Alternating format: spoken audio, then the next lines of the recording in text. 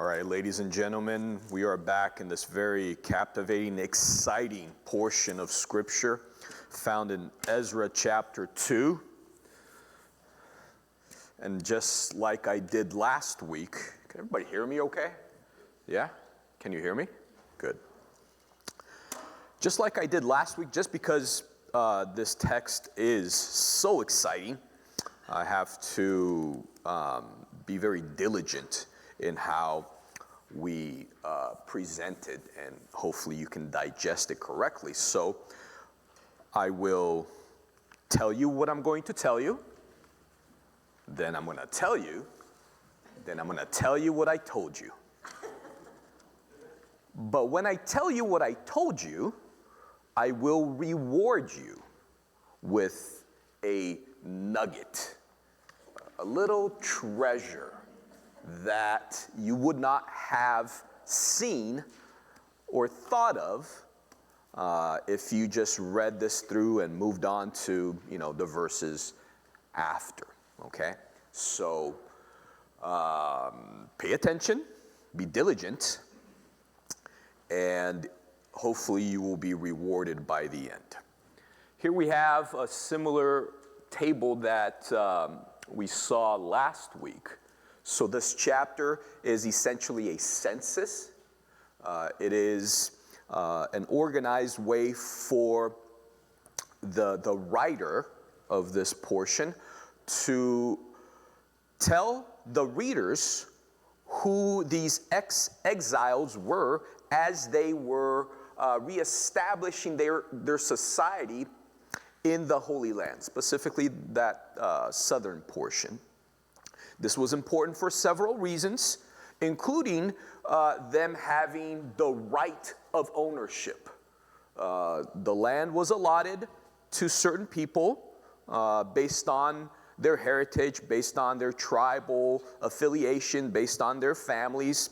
So in the initial portion of chapter 2, from verse 1 to verse 35, we saw that there were two main subdivisions. The first one, which was just a verse or two, they were the leaders, 11 or 12 of them. And then the second portion, which was the majority of what we covered last week, they were the lay people, but again, they were divided and subdivided by a family name or a particular region that they were originally from, and those were the two ways that they had to document the right of inheritance, the right that they had to go back and have that portion of land and live there once again. Now we transition to another part of the census that focuses more on laborers. So here you have the verses that we are going to cover from 36 to 58. And we have these four divisions. We have the priests and Levites, we have the musicians, we have the gatekeepers, and we have other servants that were to labor in the temple. And as you would expect, a bunch of names that I will butcher, over 75% of them, but eventually we'll get through this. So let's get started. Starting from verse 36. The priests, the sons of there you go, first one. The sons of Jediah of the house of Joshua, 973. The sons of Immer, 1,052. The sons of Pashhur, 1,247. The sons of Harim, 1,017. The Levites, the sons of Joshua, Kadmiel, of the sons of Hodaviah, 74. The singers, the sons of Asaph, 128. The sons of the gatekeepers, the sons of Shalom, the sons of Ader, the sons of Talmon, the sons of Akub, the sons of Hatita, the sons of Shobai, 139 in all. The Nethinim, the sons of Ziha, the sons of Hashupha, the sons of Taboath, the sons of Kiros, the sons of Siaha, the sons of Padon, the sons of Lebanah, the sons of Hagabah, the sons of Akab, the sons of Hagab, the sons of Shalmai, the sons of Hanan, the sons of Gideel, the sons of Gahar, the sons of Reiah, the sons of Rezin, the sons of Nekoda, the sons of Gazen, the sons of Uzzah, the sons of Pisa, the sons of Basai, the sons of Esna, the sons of Meonim, the sons of Nephasim, the sons of Bakuk, the sons of Hakapha, the sons of Harhur, the sons of Hazluth, the sons of Mahida, the sons of Harsha, the sons of Barkus, the sons of Sisera, the sons of Tema, the sons of Naziah, the sons of Hatapha, the sons of Solomon's servants, the sons of Satai, the sons of Sophareth, the sons of Peruda, the sons of Jala, the sons of Darkin, the sons of Giddel, the sons of Shephatiah, the sons of Hatil, the sons of Pochereth, the sons of Zebane, the sons of Amin. All the Nethinim and the children of Solomon's servants were 392. All right. So let's now focus a little bit more on these divisions and the reason why they were significant, the reason why, they were here subdivided. The first major division that you will see, not that yet. Just leave it to the last verse there. The first subdivision that you will see was the subdivision of the priests and the Levites. And there, basically, you have four names, family heads that are, listed with the number of people from that particular family that made this decision to go within this first wave to establish their religious system, their society, but most importantly, eventually work on the temple. Those were the priests plus an additional number of Levites. Now, it's interesting that they were subdivided into four families, because if you go back to First Chronicles, when it establishes certain norms that David, the king of Israel, what he did was, because there were so many Levites and also priests, he organized them in 24 groups. And because there were so many, there wasn't a need for all of them to work at the temple at the same time. So the reason why he organized them in 24 groups is that they would rotate in the service of the temple, 1 week each. So there was this 24-week rotation where each of those 24 divisions would serve the temple. So here, that norm is being reestablished, but we only have 4 subdivisions, and later on, once the temple was rebuilt and their society was rebuilt as well, and the activities in the temple and the sacrifices and the religious norms and so on and so forth, then those 4 subdivisions would be divided even further to reach that 24 divisions that David himself had organized for the sake of making things orderly. But again, this was the beginning of reestablishing that norm. So we have these 4 families of priests, and then we have at the end of this smaller section a mention of a number of Levites that went as well. And you might be wondering, why are the priests divided or separated from the Levites? And I've mentioned this before. Every priest was a Levite, but not every Levite was a priest. For you to be a priest, you had to be an Aaronite Levite. What does that mean? You had to be from the family tree of Aaron. That was a smaller segment of the tribe of Levi. All of the Levites worked sort of as priests, but the Aaronite Levites were the main priests, and the rest of the Levites, they were priest assistants. They were associate priests. They were helpers of the priests, if you will. They did, stuff to facilitate the priestly duties of the Aaronite Levites. Got it? Good. The next subdivision is of the musicians and the singers. So all of those were very important, as you would imagine, so that eventually the temple would function in accordance to, how God wanted it to work, right? And part of that had to do with these leaders that would lead the congregation in worshiping through song and through poetry. And here we have a mention that these were from the family of Asaph.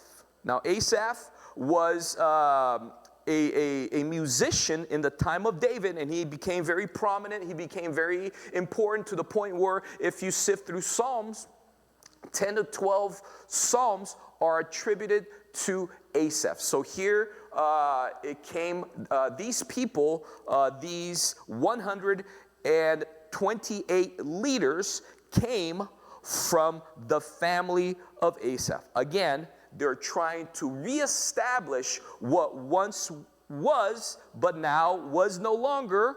And again, going back to how it was prior to the exile.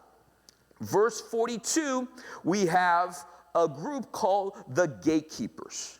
Now, these were essentially the bodyguards. They were the ones that made sure that everything was secure. So what did the gatekeepers do? They kept the gates, right? Some things aren't that difficult. So they were these guards. They were these security people to make sure that the people who came into the city were legitimate. Not only, because, certain people would want to mess around with, again, the religious rites and the things that were happening in an orderly fashion. But even if someone had some type of ailment, there was a distance that they needed to keep, that they needed to maintain themselves from the religious focal point, which was the temple. So these people were in charge of basically investigating who came in and when they came out. Also, very likely, they guarded the treasury, so the tithes and the offerings and certain relics and treasures, they were all kept in a safe place, and very likely these were the people who guarded that as well. Now we get to another category, subdivision. This is the last one, from verse 43 to verse 58, which were the lowest caste of temple workers. As I mentioned, the priests were ranked the highest. They were the elite Levites. The rest of the Levites, they were the assistant to the priests, and these people were the assistants to the priests. And here on verse 43 to verse 54, we have one group mentioned. This group is called the Nethinim. We don't know exactly where they came from. Very likely, they originated from foreigners and conquered people that were eventually put into a role of servitude so that they could assist in the temple dealings. And then we have another category, which is called here Solomon's servants. And these people, in a similar fashion, they were, low-ranking laborers. They did the stuff that sort of facilitated the priestly duties, but even more focused on labor, much more so than, the general Levites, right? So again, the priests were the elite, the Levites were the second-ranking, leaders that managed the temple, and then this last group from verse 43 to 54 were the lowest caste of servants within the temple. Got it? Good. So the laborers now are being mentioned, they are being numbered, they are being categorized. It's a very orderly and detailed way to manage what was happening. Totaling here almost 5,000 people or so, but again, numbers varying based on certain categories. Now let's see that graph. So here you have, in a more visual way, what was happening here. You have the priests. I subdivided the priests with the Levites, and then you have the musicians, you have the gatekeepers, and you have the temple servants. Now, based on this visual clue as to what is happening here, what seems obvious to you? And you can interact with me right now. What seems evident and obvious? What jumps out at you? A lot of priests. Actually, so if we consider the roughly 50,000 people that went in this first wave, which was the biggest wave, the second wave was only 5,000. That's the one that Ezra eventually would lead. And then the third wave was with Nehemiah, and we don't have an exact number, but probably more or less the same amount as that second wave. So this wave of 50,000, 10%, a tithe, if you will, of those were priests. So pretty significant, right? And it makes sense, because here we're talking about the story of essentially rebuilding the temple. And if you're going to rebuild the temple, you need priests. You need a lot of priestly help. So it made perfect sense for this to be a thing. So that's the obvious one. What else jumps out at you based on this graph? Is there anything else that jumps out at you? Look at, what's that? There's a lot of gatekeepers for no gates. Eventually there would be gates. They probably, needed to stick around and wait for Nehemiah. But they're preparing. But they needed to guard, because they were, essentially security, if you will.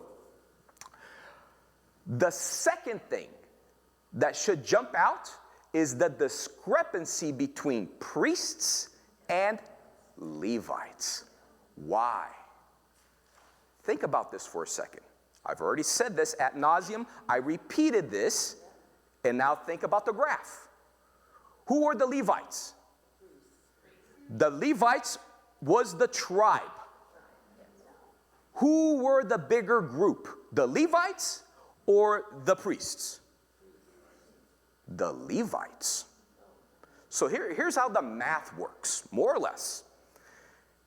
During the peak, where the kingdom was united, the tribes had, their plot of land.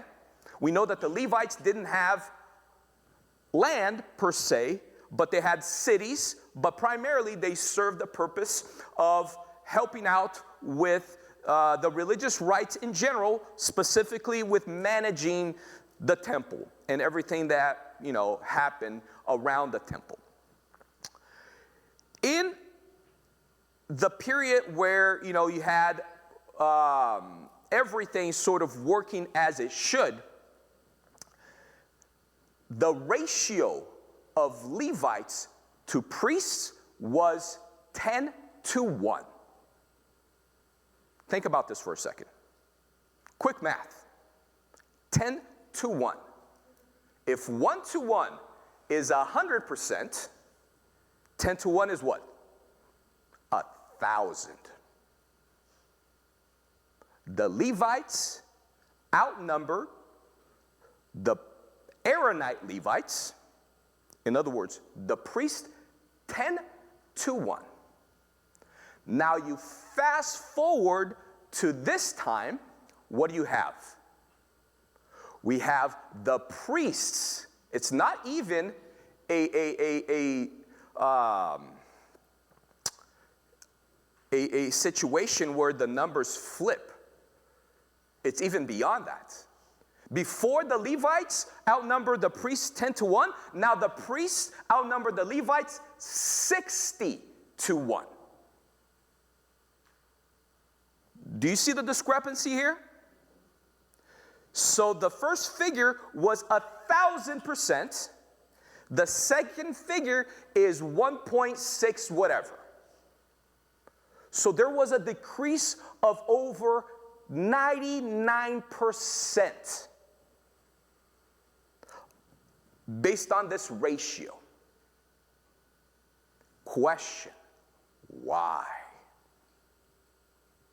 Why did this happen? Why did this occur? All we can do is guess, but we know that this was an issue. How do we know that this was an issue?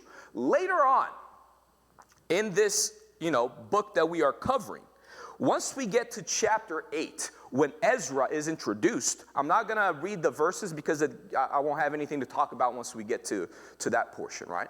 But I'll introduce what happened there.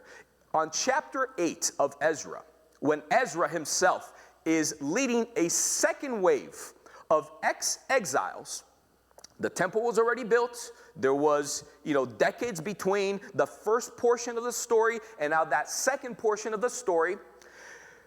As Ezra was organizing this journey, he paused it and delayed it. Why? As he was going through his smaller census, he found out that there were basically no Levites around. And then he said, we got an issue. We got a problem.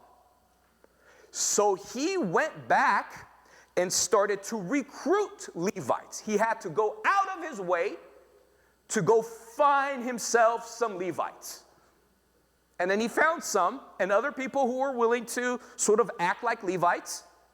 And then he went and continued his voyage to go back and do his thing. So this was a constant problem. And again, now the question is, why? Why didn't we have more Levites joining in? So again, we have to estimate, we have to guess, we have to assume, but there are sort of intelligent assumptions. Let's think about this for a second. Let's think about the idea of being a Levite, a non-Aaronite Levite. No Levite had inheritance. Do you agree? None of them. But at the very least, the Aaronite Levites, they had sort of status, prestige, if you will. They could say, we're the spiritual leaders. We don't get paid very well. We don't have land. We receive a portion of the tithe, but at least we have status. We are the religious leaders. People look to us for leadership. People find us important. Sometimes we are sort of the focal point of, again, the religious activities. We have a very important task. God, specifically called us to do something that is rather essential. The other Levites couldn't say that. Not only did they not have land, they did not have status. And likely, the reason why we don't have Levites wanting to go back, it's because They have no land. They have no status. And things are going pretty well in Babylon. What do we have in Babylon?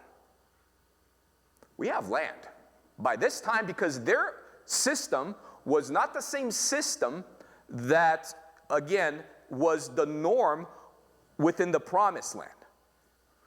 The Levites, like anyone else, eventually, even though they were captured people, they were integrated into society to the point where they could own land. They, could make a living. They could gain status, even a type of status that they themselves did not experience in this older, original system within, Israel, specifically Judah. So many of them very likely said, I'll pass. You go, we'll stay, because out of all of the peoples, it seems like we got the raw end of the deal. It does not seem advantageous enough for us to make these types of sacrifices. It doesn't seem like there is a role for us that gives us the dignity that we deserve. You had people that had different tasks, and there were roles that they had to abide by and work as or for. But the Levites were in a weird situation. They were kind of up there, but not really up there. And now they had a system that they could take advantage of that at least gave them an opportunity to be all that they wanted to be and gain all they wanted to gain, including possessions and status. What do we learn? What do we learn about this issue and this problem? Obviously, this was something that was against God's wish, will, desires. Again, it became an issue. And in essence, it's not just a Levite issue. It is a human issue. It is an issue that all of us deal with at some point in time, in one way or another, to varying degrees. Some people more, other people less. But what is the issue here? The issue is dignity. And eventually, we have to come to terms that dignity does not come through possessions or positions.